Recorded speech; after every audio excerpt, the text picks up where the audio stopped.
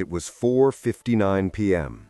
The conference room was in absolute silence, broken only by the ticking of the clock.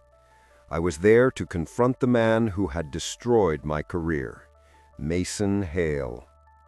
"Mr. Grant," he said with an arrogant smile, "what a pleasure to see you again." I placed the USB drive on the table and replied, "I promised I'd come back before 5. What happened next was the climax of my revenge. But to understand how I got here, we need to go back in time, to the worst Friday of my life. That day, Mason's words were a cold verdict. "You have until 5 p.m. to clear out your desk, Grant." He didn't lift his eyes. He just pushed a paper and turned his chair toward the Manhattan skyline. The glass reflected my face as if I were already history. I thought of responding, but silence seemed sharper. I noted the time, 4:58. I wouldn't forget. "My name is Michael Grant, corporate strategist. I spent years delivering wins that others signed. Today, the hallways whispered about me as if I were a ghost. I refused to vanish." The conference room hours earlier had the metallic smell of air conditioning and haste. My hands trembled, but my mind was clear. I placed my badge on the table like ending a game. Mason Hale didn't even blink. The city hypnotized him. Maybe he thought I'd leave through the smaller door. Colleagues avoided my gaze, fearing the contagion of failure. The carpet absorbed steps and stories no one told. I filled a box with photos, notebooks, and a team trophy. No item weighed as much as the sense of injustice. Still, I walked slowly. The elevator descended like a cold verdict. With each floor, TechCore shrank inside me. I remembered my first day, the naive shine in my eyes. Today, I was tempered steel, not glass. I promised myself I'd return different. In the lobby, the receptionist forced a pitying smile. The revolving door felt like a no-return turnstile. The street swallowed me in horns and haste. The wind brought the smell of rain and opportunity. I pocketed that contradiction. The box weighed on my arm like a useful reminder. Yellow taxis streaked the avenue with impatience. A billboard screamed, "Success," in big letters. I preferred whispering to myself, "Calm. Revenge needs time, not shouts." On the park bench, I opened the black notebook. I listed everything I knew Mason ignored. Information isn't data, it's leverage. I had some, and I'd get more. Underestimating me was his first mistake. When the rain fell, I shielded the box with my coat. Nothing there was worth money, but it was worth memory. Memory guides strategy when ego tries to lead. Egos win rooms, strategies win buildings. I wanted the building. I checked my phone clock. 5 o'clock on the dot. I smiled alone, no teeth, just intent. His phrase became a marker in my head. From now on, every plan would have a time, and that time would be 5 p.m. I stood, breathed, and pocketed the notebook. The city doesn't care about your drama, but it respects those who understand its rhythm. I adjusted my step to Manhattan's beat, and I began to return, unnoticed. The subway panted like an old but stubborn animal. My reflection in the glass looked different. Not defeated, just stripped to the essentials. When they take everything from you, what's left is who you really are. In me, focus remained. Tunnel lights stitched flashes through the car. People in a hurry, people aimless, me in between. I buried the deactivated badge deep in my backpack. A dead symbol, but useful as a reminder. never belong by concession again. I mentally replayed org charts and flaws. TechCore had shiny walls and damp basements. Every tower has invisible cracks. I knew some infiltration routes. I'd know the rest soon. My phone buzzed with an unknown number. I answered without saying hello, just breathing. A gravelly voice that didn't introduce itself. "I know what they did to you," it said, and the car grew quieter. "Who are you?" I asked flatly. "The wrong person for Mason to have pissed off," the reply came dry, almost amused. "Want to fix it or cry?" I chose to fix it, obviously. The voice cited documents, deadlines, names, nothing a casual snoop would know by heart. Someone selling what isn't theirs. I felt the phrase slot into the right gear. I asked, "What's your stake in this?" "Justice with interest," he said, and chuckled low. "And yours is to get back in, but different." The idea of returning bit my pride and healed it. I didn't want a job, I wanted veto power. "I'm listening," I replied. We hung up with a meeting set. I wrote in the notebook, "Anonymous, 9, Lower Manhattan." Below a line, "Don't trust, verify." Trust is the last step, never the first. Process over emotion. The man on the phone introduced himself as Nathan Briggs, former TechCore investor. He had the voice of someone who doesn't ask permission and the tone of someone who knows too much. We met in a discreet office on the 22nd floor of an old building in the financial district. The room smelled of leather and secrets. He sized me up for a few seconds before speaking. "You don't look like someone willing to lose." I replied, "Nor willing to forget." Nathan was the type who collected enemies but never underestimated them. He opened a folder with contracts and reports, all bearing Mason Hale's signature. "This guy's selling the company's core technology under the table to a foreign group. It's a project I know you developed. He's stealing your legacy and sinking the company, but he needs someone inside to secure the deal." I smiled because I already knew what he'd propose. "You want me to go back in," I said. He nodded, but this time from the top. The plan was bold: expose Mason, save the company, and take control. I took the envelope with instructions like accepting a challenge. On the subway back, the lights flew by fast. I wasn't the same man anymore. Now I had a goal, an ally, and a strategy. All that was missing was the perfect disguise. I arrived at TechCore with a new badge and a fake name, Michael Gray, Corporate Restructuring Consultant. The receptionist smiled, unaware that the man before her already knew every hallway in that building. The elevator rose slowly, the same metallic hum, the same chill in my stomach. When the doors opened, I felt the past and future staring each other down. That floor was the stage of my exile, and now my return. The office was the same polished marble floor, the same artificial scent of success. I walked with measured steps, observing every detail, like a thief in familiar territory. Some familiar faces looked at me curiously, but no one recognized me. Maybe the suit, maybe the gaze. Invisibility, this time, was a choice. True power begins when you control what the other sees. My first goal was simple: observe without being noticed. I used the consultant role as an efficient camouflage. No one suspects someone carrying spreadsheets and talking about resource optimization. Deep down, I was mapping vulnerabilities, relationships, and trust patterns. TechCore had changed on the outside, but inside, the rot was the same.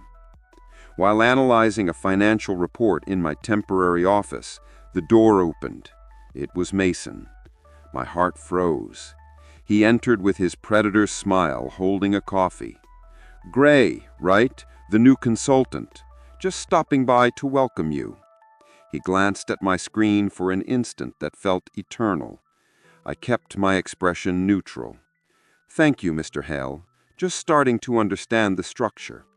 He nodded, satisfied, and left. I breathed deep. That was close. It was in the conference room that I found Sarah Mitchell, marketing director and my former confidant. Her gaze met mine, and for a second, time stopped. She recognized me.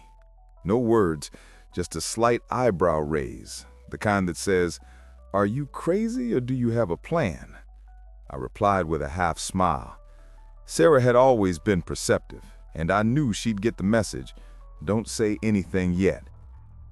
I spent the rest of the day gathering intel and feigning normalcy. Every document through my hands was a chess piece moving silently. The next morning, Sarah emailed me briefly. "Coffee at 10, usual spot." I went to the little bistro on the corner of Lexington Avenue. She arrived in a gray coat and a gaze full of more questions than time. "What are you doing here, Michael?" she asked. I smiled, unhurried. "Calling in debts by name." I told her about Nathan, the documents, the buyout plan. She listened without interrupting. "Mason's plotting something big," she said finally. "There are contracts that don't show up in official reports." It was the confirmation I needed. Back at Tech Core that afternoon, Sarah entered my office and tossed an envelope on the desk. Found this in legal's printer. Inside was a draft of the sale contract. Mason was offloading the company's core project to save his own name. At 5 p.m., I looked out the window. Today I enter disguised. Tomorrow, I enter as a threat. The anonymous warning left me uneasy. Tech Core isn't the only thing being sold. The phrase echoed in my mind. I began suspecting every glance, every prolonged hallway chat. Sarah noticed my tension and asked if I was sleeping. I replied with an empty smile. Sleep was a luxury I could no longer afford. Betrayal could come from anywhere, even Nathan. But there was an internal leak. Someone was tipping Mason off about every suspicious move. I needed to shut that tap, and fast. I started discreetly investigating internal emails, using accesses even IT didn't know still existed. The traitor was close enough to call me by my first name. The next morning, confirmation came like a cold stab. Luke Carter, my former teammate, was now Mason's informant. He was selling reports, recordings, even info on consultants. I stared at the screen, remembering the day Luke laughed at my firing. "The corporate world has no memory," he'd said. I disagreed then, and I was about to prove it the hard way. Sarah tried to convince me not to act impulsively. "Let him sink himself," she said. But I knew passivity is the favorite disguise of the defeated. I didn't plan to expose Luke. I planned to use him. I set a simple digital trap, a fake document with valuable but incorrect data about the company's buyout by a fictional competitor. I planted the file in a restricted network folder, knowing Luke monitored exactly that kind of directory. It was perfect. Bait. I waited. In under 12 hours, the false info reached Mason's ears. He panicked. I saw him storm the hallway on the phone, face pale with rage. He called an emergency meeting, publicly accusing one of the directors of betrayal based on my forged data. Chaos ensued. The feeling wasn't victory, but cold efficiency. I realized bit by bit I was starting to think like Mason, anticipating weaknesses, manipulating reactions, using silence as a weapon. When the smoke cleared, Mason's trust in his informants was shaken. Luke, the real traitor, grew desperate, trying to prove the info was legit. He exposed himself so badly that security fired him for suspicious activity. I didn't even need to touch him. Sarah watched me in silence, trying to figure if she still recognized the man she knew. I wasn't sure either. Revenge shapes the character of those who execute it, and mine was carving me with sharp blades. The mirror reflected a new face, cold, calculated, precise. That night, I drank too much and wrote in a black notebook, "Every betrayal is a mirror test." He didn't know the game had already changed boards. Now, he was the piece. The plan was working, but something inside me started to weigh heavy. Each step toward victory demanded a small sacrifice of my conscience. I began wondering where justice ended and obsession began. Sarah noticed my unease. "You're not like him, Michael," she said during one of our quick coffee chats. But the truth was, power has a habit of changing the tone of the voice that holds it, and I already spoke more firmly than before. The trap for Luke, though successful, left a bitter taste. I'd manipulated people, sown discord, and used fear as a tool, exactly as Mason would. Nathan called me for a nighttime meeting. The office was dark, just one lamp lit over the desk. He looked at me with a tired smile and said, "You have the stomach for this, Michael? Because once it starts, there's no turning back." I didn't reply right away. The silence was answer enough. I didn't just want to beat Mason. I wanted to prove he was never invincible. That was the difference between us. He needed to be admired. I needed to be remembered. But Nathan's phrase about the no-return path stuck with me. He seemed more interested in Mason's destruction than TechCore's salvation. That flea in my ear planted by the anonymous email started itching again. In the next few days, the pace quickened. Fake meetings, forged reports, manipulated shareholders. TechCore was now a minefield of quick decisions and nervous faces. Mason paced more tensely, and every step of his seemed too rehearsed. I watched from afar, like a surgeon prepping the final cut. Sarah, even loyal, started worrying for real. "It's getting too personal," she said. I replied, "It was always personal. Now it just looks professional." Tension mixed with fascination. I was beginning to understand why Mason loved control so much. Power is a clean drug. You don't feel when it hooks you. At night, I dreamed of charts, strategies, and contingencies. I woke in the dead of night, feeling like I was negotiating even in my sleep. The anonymous email returned. Briggs plays both sides. Watch the final contract. A chill ran down my spine. Nathan was hiding something. I started using my skills to investigate not just Mason, but my own ally. That's when I found it. A second contract. A secret clause. Nathan planned to use the evidence against Mason to force him to sell his shares at a rock-bottom price, taking full control and cutting me out. He was using me as a distraction, a disposable pawn. The irony was perfect. For the first time since returning, I realized revenge had a price, and I was about to pay it with my own fall. And the clock kept ticking. 24 hours until the final move. I was alone. Nathan called me in the dead of night. His voice was too calm for the approaching chaos. "Ready for the final move?" he asked. I glanced at the clock. 3:17. His plan was to quietly buy shares until 4:59 p.m. At 5 o'clock, TechCore's control would be ours. Or rather, his. I replied with a simple yes, hiding the storm inside me. Everything I had lived since that "clear your desk" converged on this moment. 24 hours to flip the game, but this time against two enemies. At noon, I got the alert I expected. Mason scheduled an emergency board meeting. He'd sensed the hit.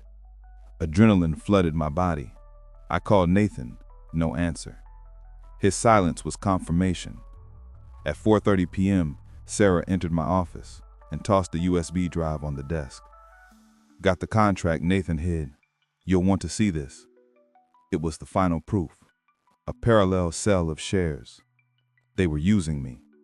I sat still, processing the double blow, and the clock kept ticking. 4:45 p.m., 15 minutes to the end. I picked up the phone and made a call I never thought I'd make. "Mason," I said when he answered, "you and I need to talk, now." The silence on the other end was short, almost confident. "Grant, you never learned to take orders." I smiled. "And you never learned to see when you're about to lose everything." At 4:58 p.m., I entered the boardroom. The room was silent. Mason at the head, surrounded by directors. His smile was the same, confident, vain, blind. "Mr. Grant," he said with false courtesy. I placed the USB drive on the table. I promised I'd come back before 5. I projected the files on the screen. The lights dimmed and the truth began to appear. First, Mason's illegal transfers and forged contracts. "This is absurd," he shouted. "Those documents are manipulated." I laughed without humor. "Manipulated? Maybe, but signed by you, without a doubt." The room plunged into a funerary silence. Then, with a click, I revealed the second act. Nathan Briggs's plan. I showed the secret contract between him and Mason, proving Nathan was using blackmail to take the company for himself. The double betrayal shocked the board. Mason went white. He realized he'd been duped by his own savior. The board chairman, a man who'd never spoken to me, leaned in. "This is serious, Mason, very serious." He flipped through the reports as directors whispered. Mason sweated, but still tried to hold his pose. "Grant, you think you can walk in here and destroy my reputation?" I stared him down and said, "No, Mason. You did that yourself. I just brought the mirror." The phrase felt like a sentence. The clock struck 5 o'clock. The irony was poetic. At that exact minute, the board voted. Mason Halley's ousting was unanimous. As he gathered his papers, he looked at me with rage and a touch of fear. "You'll find the top is lonely," he said. I pointed to the door and replied, "I'd rather be alone at the top than expelled from the bottom." As Mason left, security escorted him without a word. The board then turned to me. With Nathan also exposed as a manipulator, there was a power vacuum, and I was the only man in the room with the plan for the future. The news spread in minutes. TechCore's hallways, once full of tension, now buzzed with a mix of relief and curiosity. I walked them calmly, absorbing every glance, every whisper. Some called me a visionary, others an opportunist. The truth was between the two. I didn't steal power, I reclaimed it.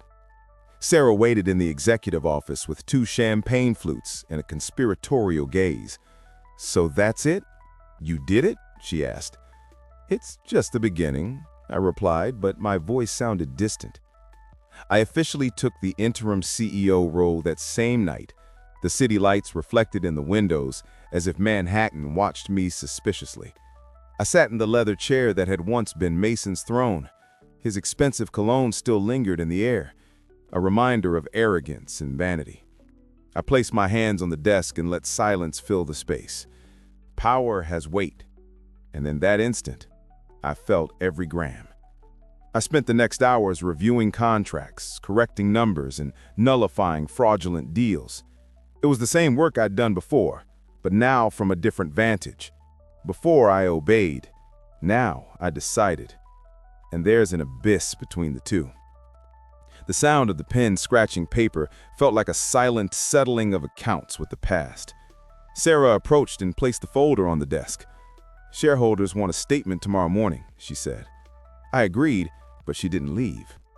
"Michael," she began, hesitating, "are you sure you won?" I looked to the horizon, the city lights blinking like codes. "Winning is relative. It depends on how much you're willing to lose in the process." She looked at me in silence, perhaps understanding the victory tasted of iron.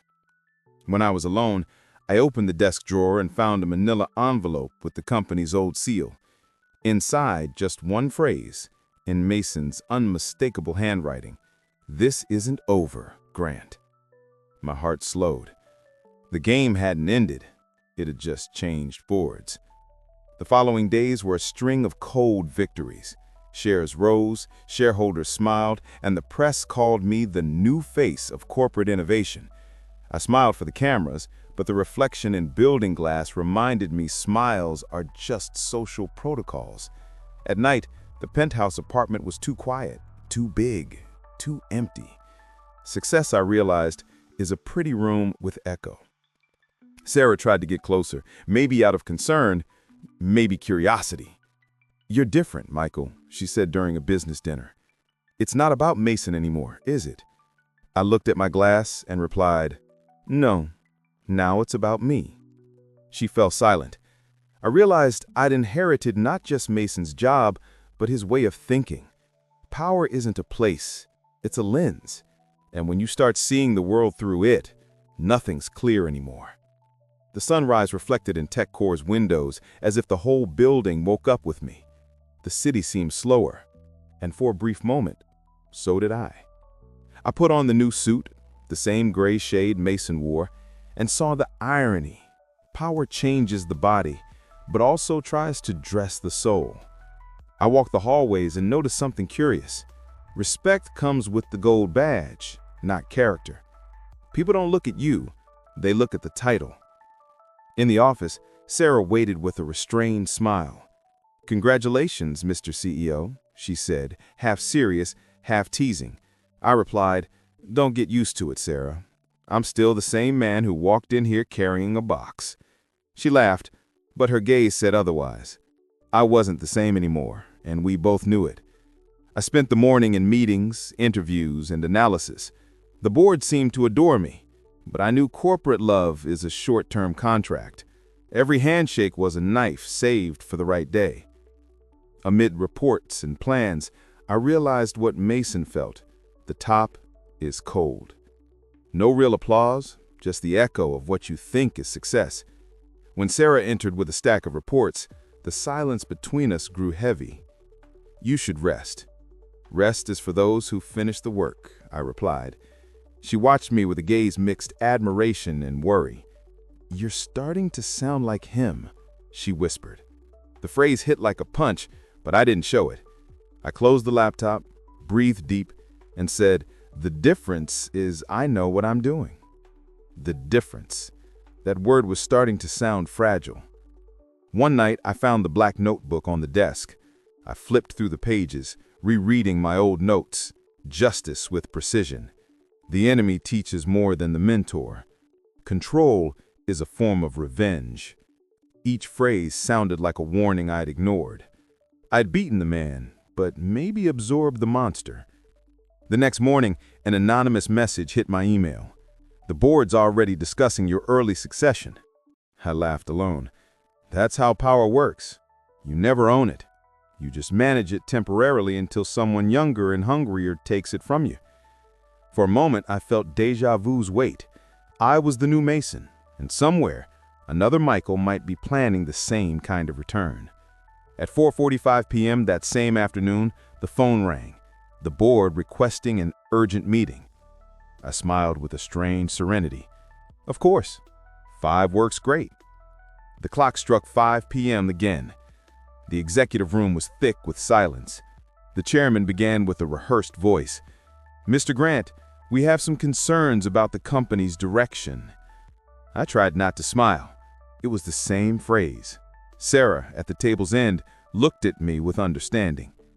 I realized everything I tried to destroy, I'd become. When the chairman announced my temporary removal, I felt no rage, just a twisted peace. I closed the folder before me. Understood. I know the way out. The words echoed with a bitter, familiar taste. As I left, I found an envelope on my old desk. The same handwriting as Mason's. Inside, one line. The top never belongs to anyone. It just changes names. I chuckled low. The elevator door closed, and for the first time, I didn't look back. Outside, Manhattan kept pulsing, indifferent. It took me a long time to understand. Power doesn't change the man. It just reveals him.